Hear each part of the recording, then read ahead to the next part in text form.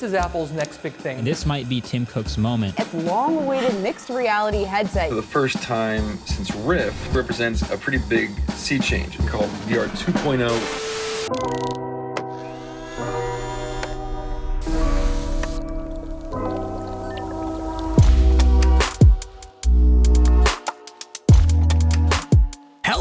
And welcome to Tuesday NEWSDAY, your #1 resource for the entire week's worth of VR news. So it seems like just about everyone in the VR industry believes that everything is about to change this year, with Meta referring to the arrival of what they call VR 2.0, the original creator of Oculus itself leaving some very positive remarks on Apple's upcoming headset, all while Samsung, Google, and Qualcomm work on something to compete. I'm happy to say, but VR is coming off the ice, everyone, and things are finally heating up again. But we got more than that. An update for PC support on PSVR2, VR surrogates, and we're getting that much closer to smelling the metaverse. We got all that and so much more, so let's just get right into the news. HEADPATs in VRChat are about to get a whole lot more stimulating and a lot more realistic. A device was recently announced called the NadexNade or NadexNade, not really sure, and it's essentially a pair of haptic actuators that you wear as an additional head strap, I'd assume, on any VR headset. The company's goal is to essentially fuse sight, hearing, and touch specifically with the head. The NadexNade is made particularly with VRChat support in mind. In fact, it's the only piece of software that is listed as supported, but that's for a few reasons. Most of you probably already know this, but there's something in VRChat culture called the HEADPAT, and it's pretty ubiquitous. Basically, you pat someone's head in VR. And this device, once set up on someone's avatar with VRChat avatar dynamics, allows you to feel in reality when someone does that. And if that makes no sense to you, that's perfectly fine. This is a product that's made in Japan and only shipped in Japan, but it's still really interesting. I do gotta say, for anyone interested, looking at this device, it's admittedly an extremely simple setup. VRChat actually does most of the work, so I wouldn't be surprised if someone out there could cobble together a buildable version of this that does most of the same for way significantly cheaper. And, you know, available to everyone outside of Japan. It's just gonna take a dedicated person or a group of people. Still, I would definitely love to try out some HEADPATs Plus. So I found this article to be really interesting. Imagine being a VR surrogate, essentially just a body for someone to control, mostly in training environments. That may sound pretty science fiction, but it's very real. A research team created Chameleon Control, where one user wears a headset with a giant screen attached that replaces their face with a teleoperator's. Then both the surrogate and operator have hand tracking devices that they can both see. The operator's hands are overlaid in the headset where they can also see their own hands and perform the functions that the operator is doing by putting their hands in the same place as the overlay. And this is all likely to an audience that is being trained on some task with the teleoperator actually saying things. And it's a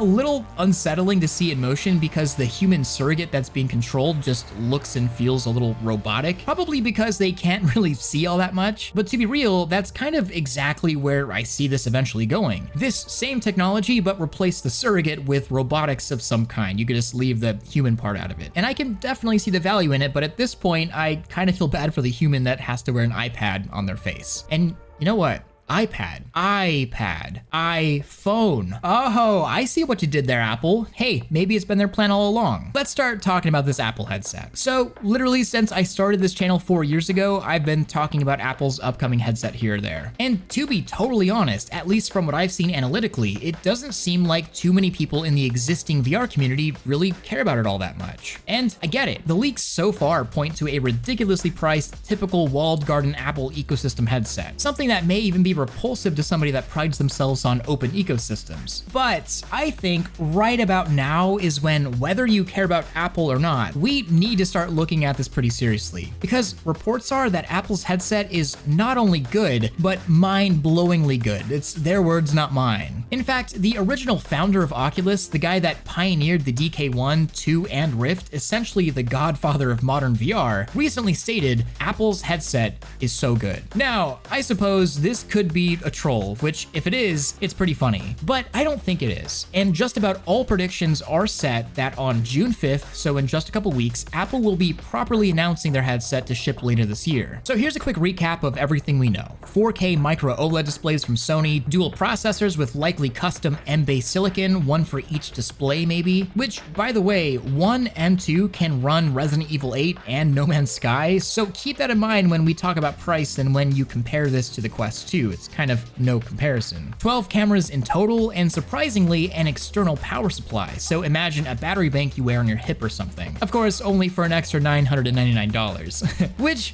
yeah, price. It's estimated that this thing will cost $3,000, which is a big oof. However, along with all of these speculations, pretty much nobody expects this headset to be a mass production device, at least not on any large, massive scale. It's estimated that a Gen 2 in 2025 will expect to ship around 10 times the volume of Gen 1. So if that's true, this is a limited release Gen 1 market stimulation device. Only the most dedicated will end up selling their kidneys to get one. Think of it as the Quest 1 to Meta's Quest 2, just, 10 times more expensive. The first iteration selling a 20th of the second, but it did stimulate the developer ecosystem enough to make development viable. But to people that know they're not gonna buy this, I think we underestimate the weird validation and security that Apple entering the XR landscape really presents. Analysts saying this device will, quote, pave the way for a transformative investment trend in the industry as other makers follow suit to jump on the trend. And I completely agree.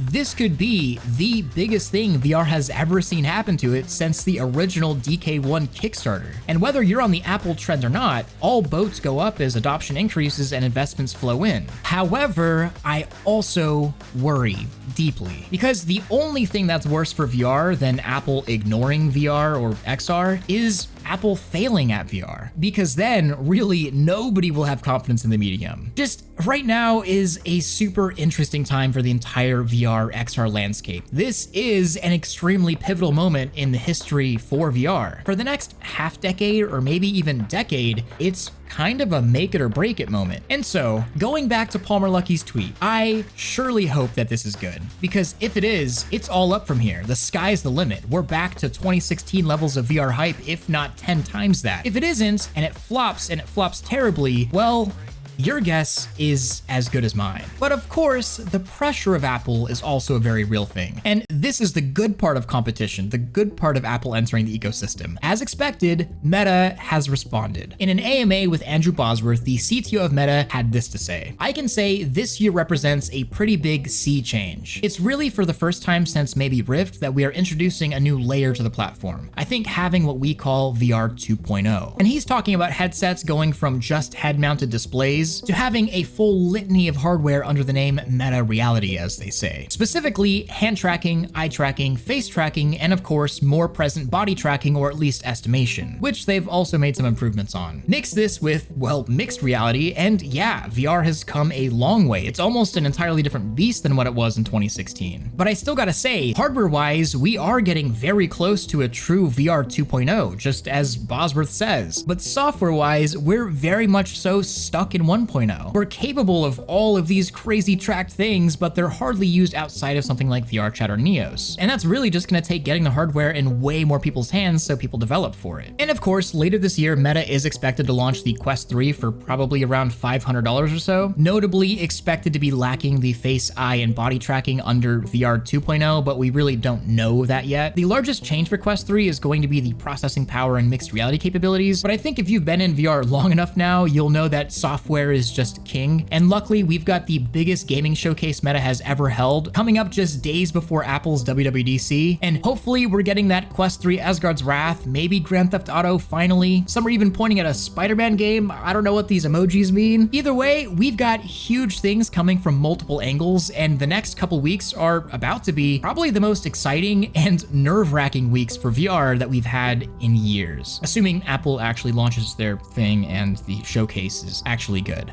But now it's time for a meme break. Have you ever wanted to smell the metaverse? Maybe it's the gunpowder and decay of Saints and Sinners. Maybe it's the rosy e-girl sitting next to you in VRChat. Well, all you gotta do is strap on this new accessory that attaches to your upper lip, resembling a very sus mustache.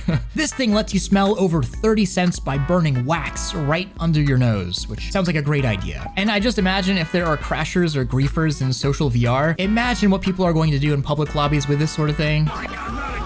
And And now back to the news. Apple and Meta aren't the only ones getting ready for this next wave of VR or mixed reality devices. Apparently, Google, Samsung, and Qualcomm are all getting together to build some sort of competing device. Because you all know that whatever Apple has, Samsung needs to have a competitor too. In December, it was reported that Samsung has been prototyping, even trialing production on units with the plan to ship later in the year. Basically, Google handles the operating system, Samsung handles the hardware, and Qualcomm provides the processing power. The interesting thing is that all three of these companies already have a pretty extensive history in the headset landscape. And when I talk about Apple entering XR as being a really good thing, and as being a big signal for other companies to do the same, this is exactly what I'm talking about. Because Google themselves also have a project codenamed Iris that is supposed to ship next year unless it was canceled like a lot of other Google stuff. This is supposedly a VR headset that is, of course, Android-based, but is powered by Google Silicon, similar to the newer Pixel phones. Hopefully, we'll get information on all of that pretty soon. Moving on, we got some pretty interesting PSVR2 news. Up to this point, if you wanted to buy a PSVR2, you'd have to actually go through the PlayStation Store. I'm guessing this was done to maybe control scalping in case the device turned into a hot commodity like the PS5 did on its launch, or maybe it was just to soft launch the headset. Either way, the whole process is now gone. In many places around the world, the PSVR2 is finally being sold in other retailers. Amazon, Best Buy, GameStop, Curry's, whatever that is, doesn't matter, should be available in more places, which is great. What's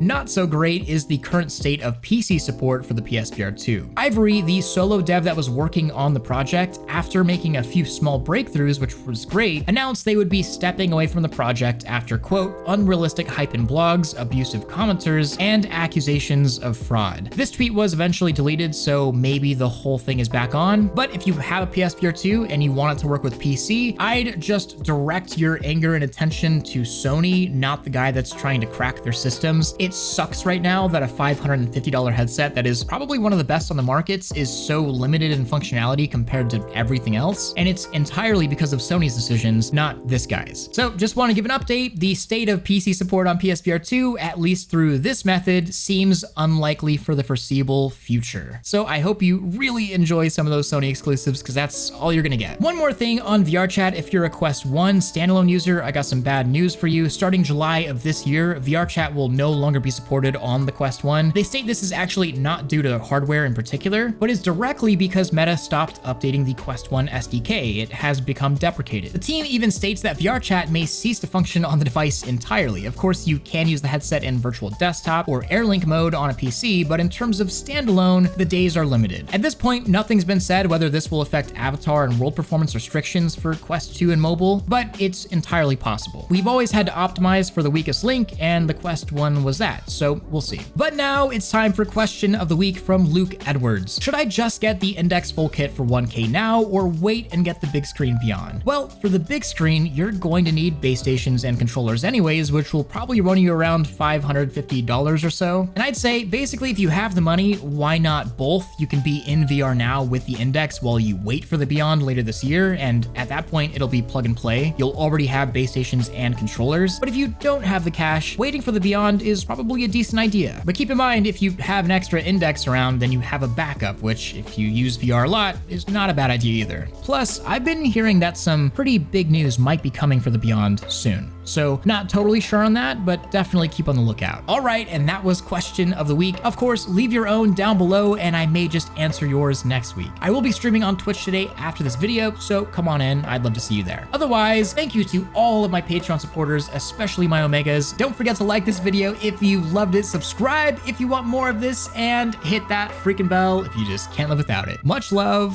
grill out.